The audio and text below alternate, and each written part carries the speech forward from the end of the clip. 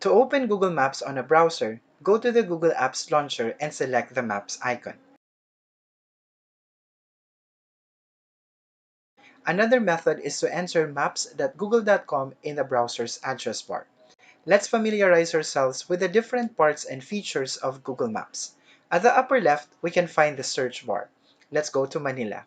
An information box will appear on the left side. Here we can find facts about the place, tourist attractions with star rating and reviews, establishments, photos, and videos.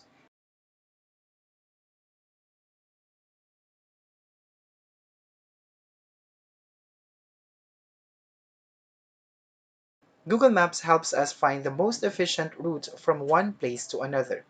Let's say I would like to know the routes I can use to go from the National Museum of the Philippines going to another place in Manila.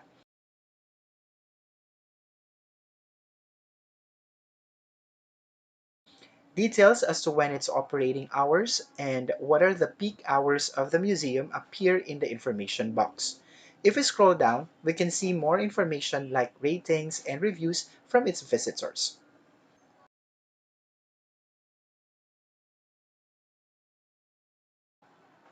We have the ability to save the map, find nearby establishments, send the map of the place to a phone, and share the link. We can also share it on our social media accounts. If we have a website and would like to add a map of our business site, then we can use the embed code. Let's say I would like to send this link to a friend. My friend will just open his browser and paste the link I sent to the address bar. As we can see, it shows the exact place I have on my screen.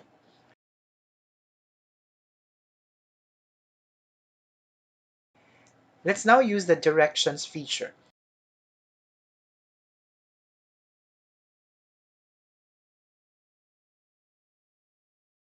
We can use the swap symbol to reverse the starting point and destination. Let's say I would like to go to Fort Santiago. I can either type in the name of the place in the text box or I can just simply click the place in the map. As we can see in the result, we have three options. When we click an option, the route is highlighted on the map.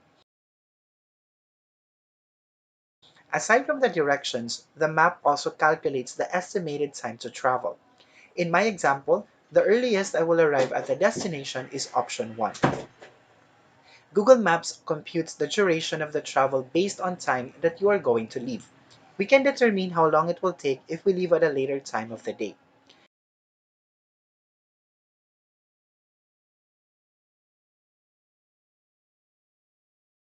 There are options to avoid highways, tolls, and ferries,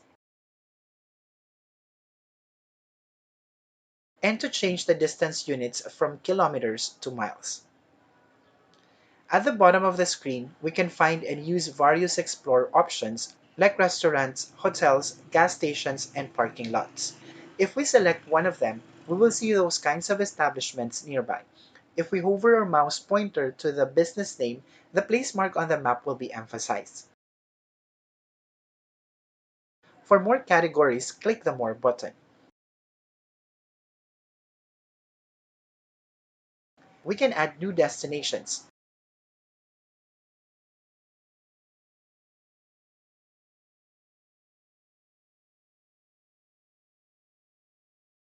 Simply click the X symbol to remove a destination. At the top, we can change the travel mode. Google Maps will find appropriate routes depending on the chosen mode. We can select driving, public transport, walking, and if available, cycling and flights will provide results. Let's go back to the driving travel mode. Each option will give us detailed step-by-step directions where to turn in the streets with pictures on some of them.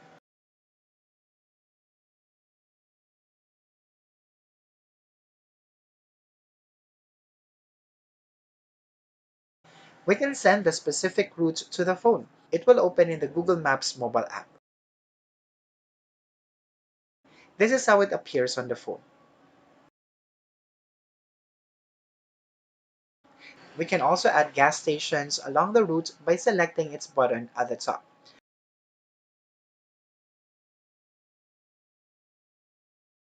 Other options to add can be seen beside it.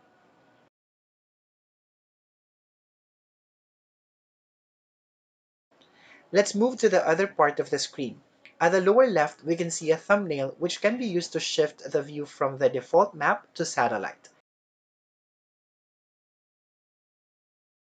Other view options can be selected such as terrain and the live and typical traffic. The color of the lines represent the status of the traffic. Green means there usually is no traffic, orange means there is usually moderate traffic, and red means there is heavy traffic. In addition, transit when selected shows public train stations, like Gilmore Station. Details about this station will also be shown on the information box. Other view options can be seen by going to the More options. At the lower right, we can find the Pegman icon. When clicked, the indicators for Street View, Photo Path, and Photosphere will appear on the map. Street View allows us to navigate the place through 360 photos. Photo Path appears when multiple nearby non-360 photos are connected. Photosphere shows up when there's only one 360 photo without other nearby photos. Let's drag and drop the Pegman icon in front of the National Museum.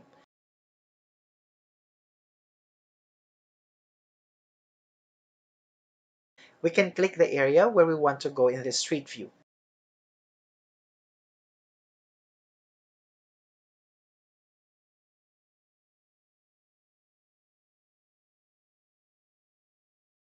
To exit, simply click the X symbol at the upper right.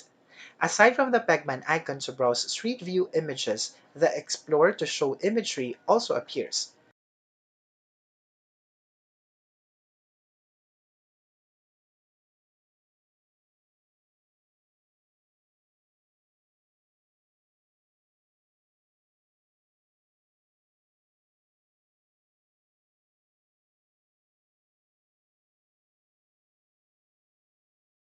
Zoom in and out buttons are also here. We can show the slider for smoother zooming in and out of the place.